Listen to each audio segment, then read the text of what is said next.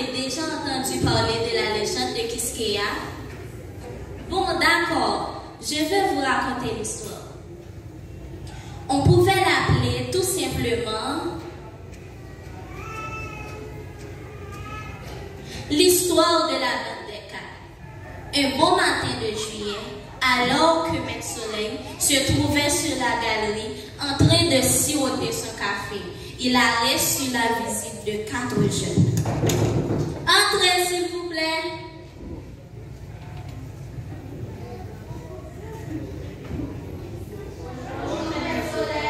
Bonjour les enfants, faites comme chez vous. On peut s'asseoir comme on veut. Faites comme chez vous. Alors les enfants, pourquoi cette visite de grand matin? Nous avons décidé de faire une promenade. Nous voulons organiser un pique-nique dans les montagnes.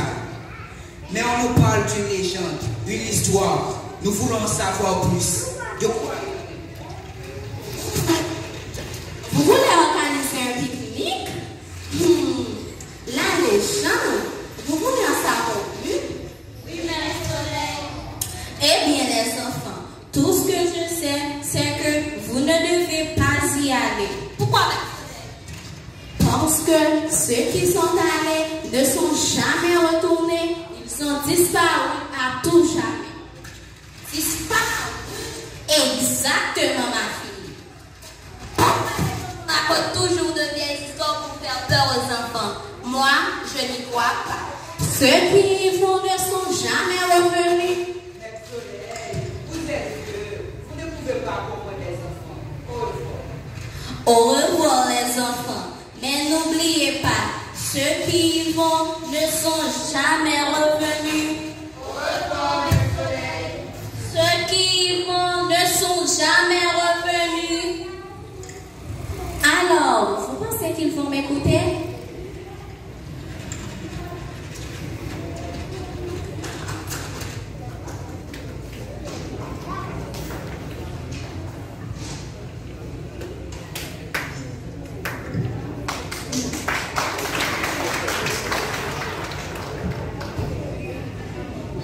Comme ça.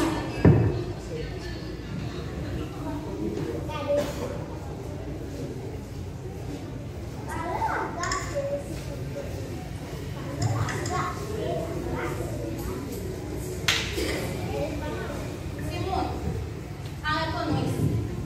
Nous avons gagné notre pari. Notre drapeau. Oh, qu'est-ce qu'il y a comme ici? Nous avons dit au sommet. Nous ne pouvons pas abandonner maintenant. Faites encore un petit effort. Je t'en prie, Emmanuel. Ne faites pas de bêtises. Nous sommes tous fatigués. Et puis cet endroit me paraît suspect. Ici a raison, Emmanuel. Il fait froid. Il serait plus sage de rentrer. Écoutez les filles. Vous vous laissez effrayer par cette belle légende pour affronter au soleil. Vous n'êtes pas du genre à vous laisser effrayer par ces légendes. Mais je ne vous comprends pas. Faites encore un petit effort pour moi. Allez, continuez. Écoutez, mesdemoiselles, vous n'allez pas abandonner. Allez voir bien et vous serez comme dans la Nous, on s'en fiche. Nous n'avons pas vraiment d'intérêt sur la terre. Comment ça, vous n'avez pas d'intérêt? Essayez seulement d'imaginer quelle belle chose nous attend. L'admiration que nous portons après. On n'a que faire de l'admiration, Emmanuel. Tout ce que nous voulons, c'est en faire le plus vite possible. Mais pourtant, vous ne croyez pas que nous sommes esclaves? Il est déjà bon dans le cœur de nous. Nous sommes des hommes de sœurs. Emmanuel et moi, nous sommes des hommes braves et guerriers. Nous sommes aussi beaucoup de nous. Bien, les filles, vous pouvez partir. Comment ça partir?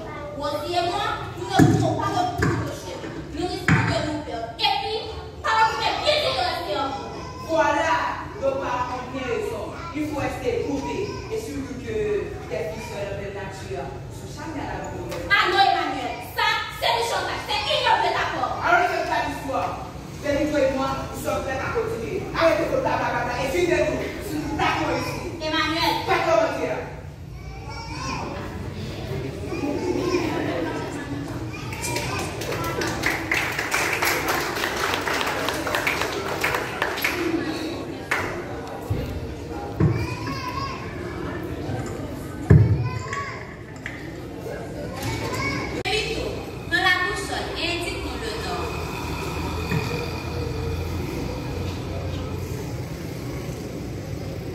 comprends plus rien, Emmanuel. L'aiguille de la boussole est devenue folle. Elle tourne sans arrêt dans un sens, puis dans l'autre.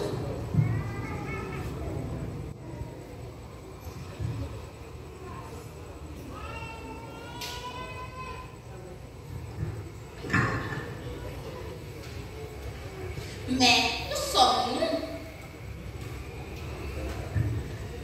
Écoutez, mes amis, nous n'avons pas d'autre choix que celui de continuer à avancer. Alors, armons-nous de courage et faisons face à notre destin.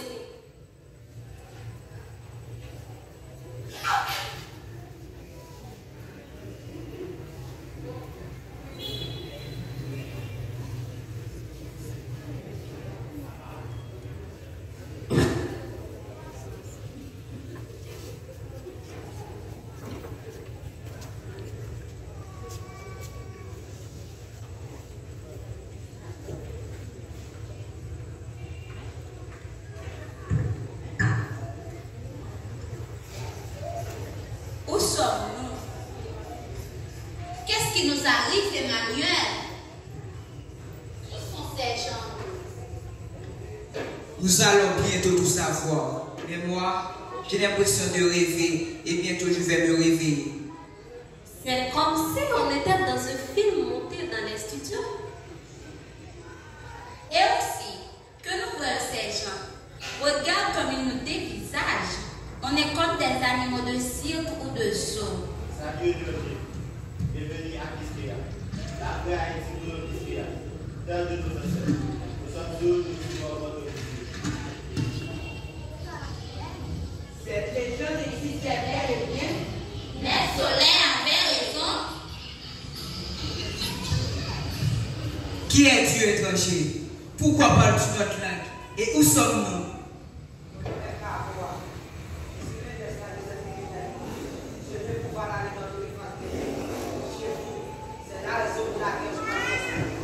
J'enseigne aussi votre langue aux enfants du village. Comment ça? Je ne pas tuer. Ah, Dieu, c'est une histoire très compliquée. Il y a bien longtemps, cela fait 600 ans, un homme du nom de Christophe Colomb avait pris possession d'Haïti. Lui et ses amis ont massacré notre peuple. Ils voulaient nous tuer tous, car nous n'avons pas la force physique nécessaire pour faire des petits travaux. Alors, le grand sorcier Arawak, le grand Aïtoué, pria à nos dieux pour qu'ils nous viennent en aide. Ils exaucèrent ses prières, ils renversèrent l'île, ainsi que l'île est devenue deux faces. Ils ont cru nous avoir tous exterminés, alors que nous étions toujours là sous leurs pieds. Ils ont fait chercher des Africains. Ils les ont tirés sans pitié pour parvenir à leur fin. Être riches. Nous vivons cachés du monde sur cette terre paradisiaque depuis 5 siècles. Les terres devaient rester jumelles, mais votre comportement honteux là-haut a gâché le paysage, détruit les arbres, asséché les rivières, faisant d'un si beau pays un désert. Ce pays, nous devons vous chasser pour reprendre le contrôle. Comment ça nous chasser? Vous plaisantez ou quoi? Nullement, jeune homme, c'est un ordre de Dieu. Nous devons répondre certains. Nous les Arawaks sommes les vrais maîtres de ce pays. Si vous aimez votre parti, vous l'auriez protégé. Très souvent, je me rends chez vous, là-haut, grâce à la famille magique héritée de mes ancêtres. Vu les dégâts que vous causez à Haïti, nous ne pouvons plus tolérer comportement irresponsable. Nous avons le devoir d'agir et vite. Je ne comprends pas. Qu'allez-vous faire? La légende raconte qu'au bout de nos 500 ans de cache, 4 jeunes habitants de l'île là-haut viendraient nous rendre visite. Nous devrions les juger en lieu et place de leur peuple. S'ils sont reconnus coupables de gabegie, alors nous reprenons notre place là-haut pour montrer à l'univers tout entier la beauté de l'île d'Haïti. L'image que vous projetez est honteuse et indigne des vrais habitants. Nous devons rendre à Haïti sa splendeur et son rayonnement. Mais vous êtes fous. Et nos parents qui sont restés dans l'autre pays jumeaux, comme vous le dites. Ils périront avec les autres. Nous n'y pouvons rien. Et nous alors? Vous restez ici avec nous. Vous serez les échantillons de votre race. On vous enfermera pour que les nôtres puissent vous contempler à loisir, afin que ni l'envie de suivre votre mauvais exemple.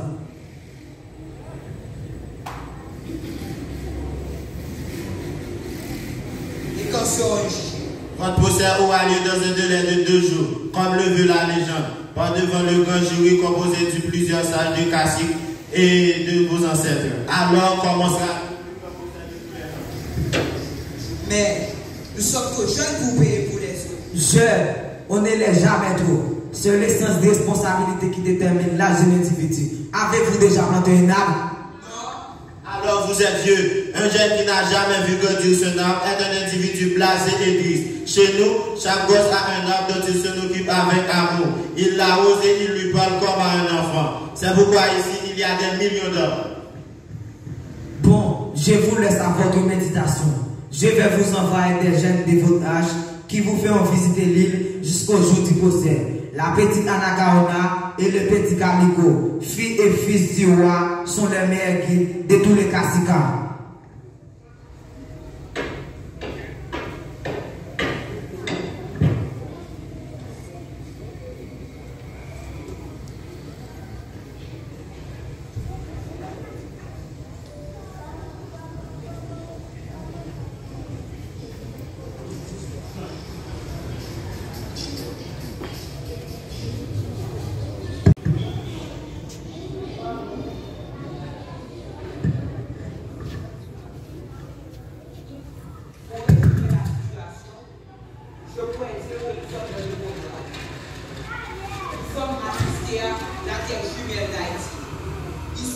C'est vraiment un endroit idyllique. Mais nous ne sommes pas chez nous et ne voulons pas y rester. Que pouvons-nous faire? Je ne sais pas trop pour le moment, mais je crois comprendre que nous avons seulement un jour devant nous. Car Koa a bien dit que le procès aurait lieu demain. Il faut nous enfuir. Pourquoi fuir? Au contraire, nous devons les affronter. Mais tu rêves, Pépito. Nous n'avons aucun argument solide capable d'assurer une bonne défense. Ils nous reprochent de maltraiter une jumelle, d'être responsables de la destruction de tout un patrimoine végétal et animal. Ils n'ont pas tort. Mais il a bien raison. Mais cela ne leur donne pas le droit de nous reprendre ce qui nous appartient, le plein droit. Cette terre dont nous avons hérité lors de notre indépendance en 1804 était avant tout celle des Indiens. Ne l'oublie pas, Pépito. Je ne l'oublierai pas. Mais ils l'ont abandonnée. Et maintenant, elle est à nous. Et personne ne nous la reprendra. Il a raison. Nous devons rester ici pour nous défendre et défendre les Haïtiens. Je suis Anacaona, la petite fille de la grande Anacaona, reine du Zahara et du grand Aboekio. J'ai chargé de vous faire connaître une jumelle dans ce recoin jusqu'au jour de votre procès. Mon frère Calico qui devait m'accompagner est parti à la... Donc, j'accomplis cette tâche. Comme je te disais, mon cher, il serait préférable de se faire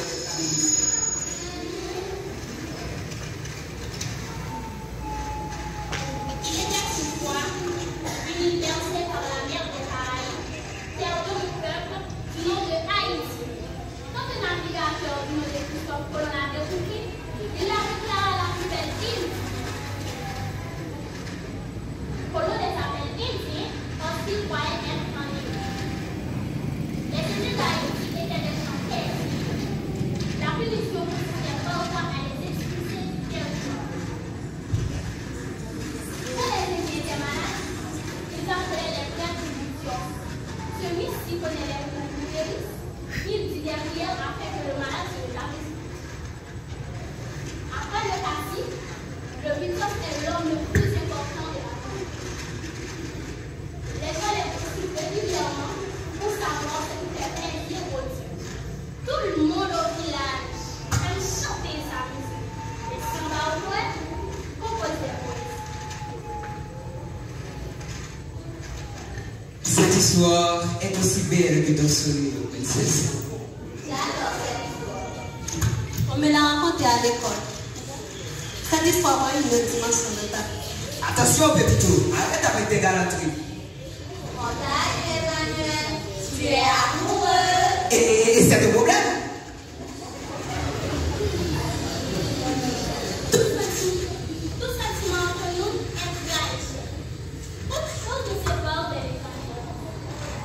C'est vrai que mon cœur vous a aidé à faire le premier instant, mais mon père, le vrai chef parce qu'avant que mon cœur comportement dans les problèmes, vous êtes intime. Il n'acceptera jamais notre âme. Yes!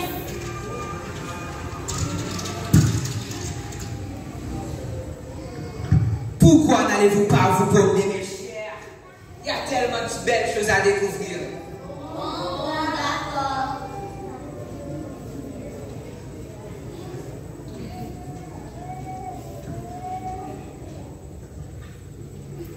Chère princesse, je ferai n'importe quoi pour mériter votre cœur.